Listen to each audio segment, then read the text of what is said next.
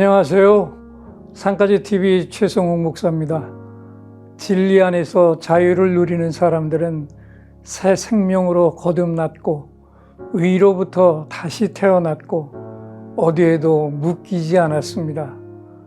이 땅의 현실도 선한 사람들이 모두 다 패배한 것 같고 회복도 보이지 않으며 심판을 당한 것 같이만 보이지만 이게 결코 끝이 아니죠.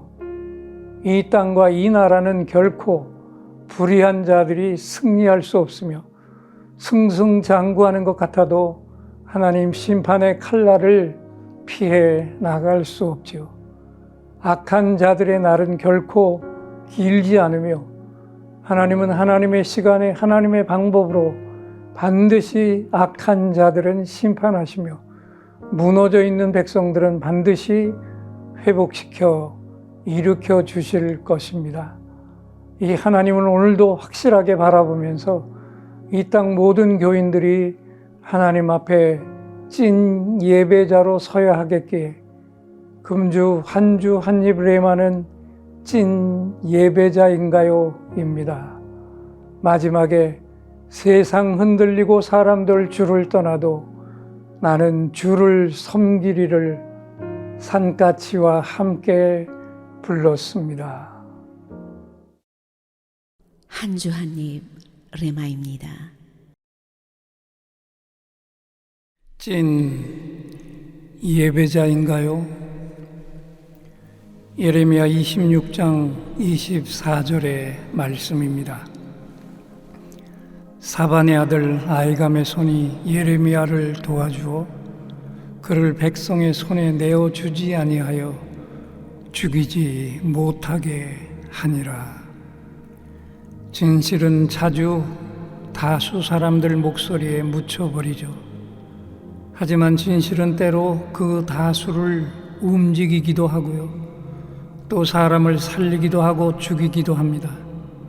하나님의 말씀을 전했던 예언자나 선지자들도 그런 갈림길 앞에 늘 서 있게 되었는데 모두 다 살아나는 법도 없었고 모두 다 죽는 법도 없었습니다. 왜일까요? 그게 바로 하나님의 뜻이었으니까요. 그래서 살고 죽는 것이 나에게 달린 일이 아니었고요. 반드시 살 것 같은데 죽는 일이 있었고요. 도저히 살 길이 없었는데도 살아나는 사람들이 있었습니다. 바울은 하나님 앞에서 자신의 삶의 태도를 정확하게 정해놓으라고 선포를 합니다. 살든지 죽든지 어느 길이든지 하나님을 위한 일로 받아들이겠다는 결정이었어요. 이게 왜 중요했을까요? 생사가 결정되면 두려울 게 없었거든요. 그래서 먼저 하나님의 부름을 받는 것이 중요했고요. 하나님의 음성을 듣는 것이 그래서 필수적이었고요. 하나님께 붙들리면 영원한 생명의 걸음이 시작되었습니다. 영원을 향해 첫 걸음을 내딛는 이 순간부터 죽어도 살고 살아서 죽음을 맞아도 죽음을 보지 않을 거라고 가르쳐 주신 분이 우리 예수님이셨습니다. 진리 안에서 자유를 누리는 사람들도 마찬가지였어요. 새 생명으로 거듭났고요. 위로부터 다시 태어났고요. 어디에도 묶이지 않았습니다. 예레미야는 평생을 독신으로 살았습니다. 고난을 위해 예비된 선지자로 나라와 민족을 위해 울고 울다가 눈물의 선지자가 되었습니다. 그런데 그가 성전 파괴와 예루살렘 함락을 예언하자 순식간에 여론이 들끓어올랐고 제사장들이 모조리 들고 일어나 한 목소리로 사형에 처하라 외쳐댔죠. 하지만 놀라운 일이 일어납니다. 재판을 맡은 고관들이 예레미야의 무죄를 선언했고요. 하나님을 경외하고 진리의 편에 서는 자들이 일어섰습니다. 잠시 생각을 해볼까요? 우리 인생 속에도 늘 이런 반전이 있질 않나요? 그래서 우리의 구원도 우리 인생에서 가장 극적인 반전이었잖아요. 구원을 위한 진리의 목소리가 때로는 한없이 무력해 보여도 결코 무력하지 않았는데, 그 이유는 하나님이 늘 함께 하시며 때를 따라 진리의 편에 설 사람들을 불러주셨고요. 그래서 주변에 아무도 없는 것 같았는데도 남은 자들이 있었습니다. 이게 뭘 의미할까요? 모든 일은 하나님이 끝내시지 않으면 끝나지가 않는다는 사실입니다.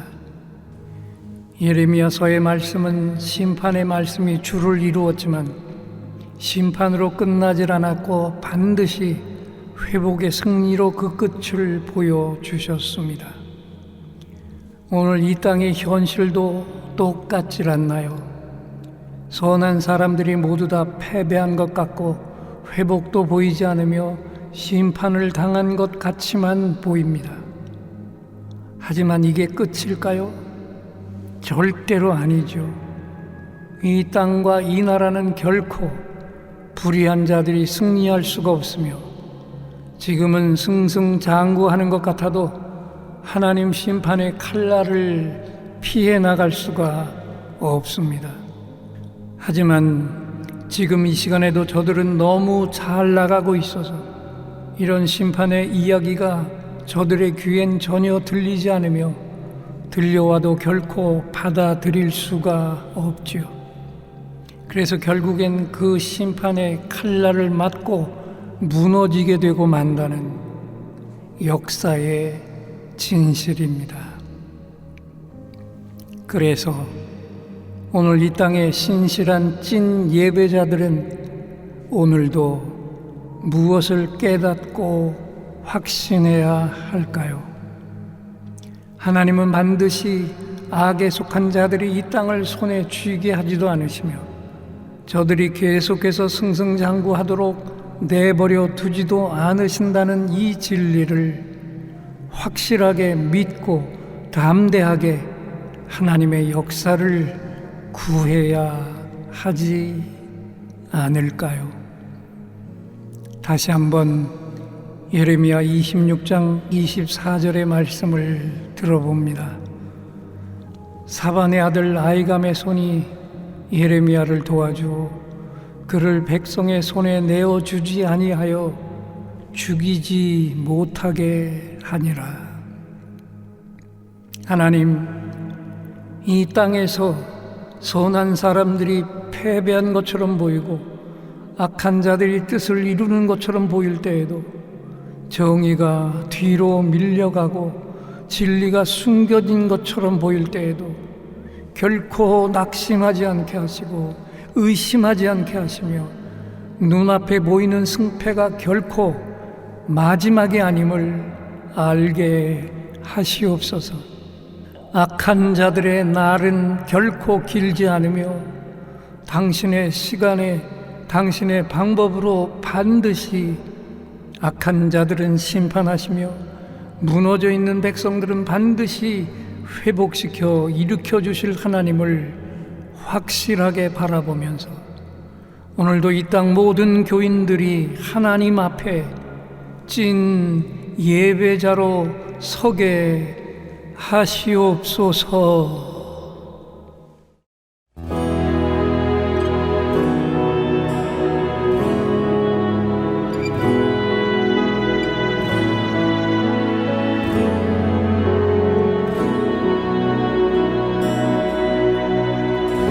세상 흔들리고 사람들은 변하여도 나는 주를 섬기리.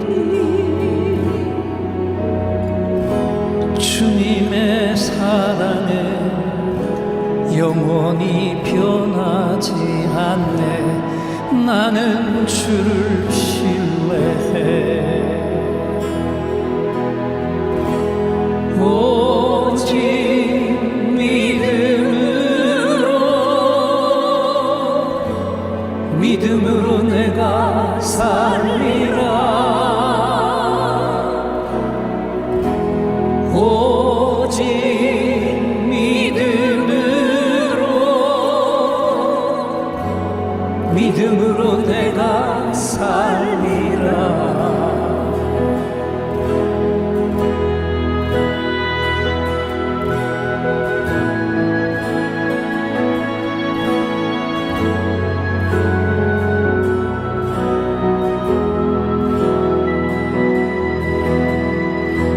믿음 흔들리고 사람들 주를 떠나도 나는 주를 섬기리. 주님의 나라는 영원히 쇠하지 않네. 나는 주를 신뢰해. 오직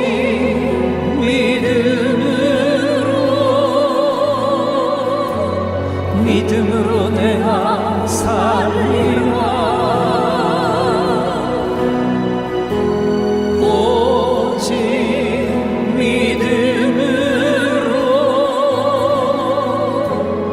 믿음으로 내가 살리라. 오직 의인은 믿음으로 말미암아 살리라. 오직 의인은 믿음으로 말미암아 살리라. 오직 의인은 믿음으로 말미암아 살리라. 오직 의인은 믿음으로 말미암아 살리라.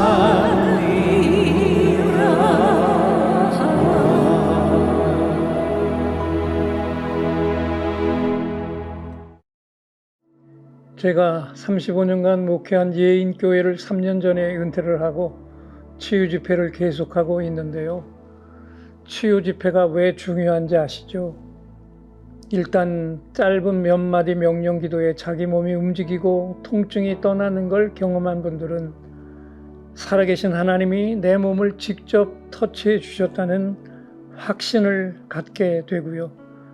그걸 곁에서 지켜본 교인들은 하나님이 지금 이 시간에도 살아계셔서 치유를 행하신다는 확실한 사실에 갑자기 두렵고 떨리는 마음으로 하나님을 바라보며 대충대충 신앙생활했던 것을 회개하고 하나님을 경외하는 산 예배자로 서게 됩니다. 그래서 치유 집회를 한 교회들은 교회의 분위기가 영적 분위기로 바뀌게 되고요. 살아계신 하나님이 직접 안수하여 세워주신 담임 목사님을 하나님의 찐 종으로 여기며 앙금이 있던 것들을 다 털어내고 목사님의 진실한 목회 파트너로 서게 되면서 담임 목사님의 하루하루가 기쁨과 감격과 행복이 넘치는 삶으로 바뀌게 된다는 놀라운 사실입니다. 저는 은퇴를 하고는 규모가 작은 교회를 찾아가 치유 집회를 행하며 교회가 바뀌는 모습을 바라보면서 너무 행복한 시간들을 보내고 있습니다. 성장이 멈춘 교회가 다시 살아나서 목회자와 교인들의 영적 교감이 충만한 교회가 되고 목회가 날마다 기쁨으로 넘쳐나기를 원하시는 목회자께서는 주저하지 마시고 전화부터 주십시오. 거리를 따지지 않고 산까지 아내와 함께 달려가 교회를 살려 일으키는 일에 온몸을 던져 헌신하겠습니다. 사례비는 걱정하지 마시고 전화부터 주십시오.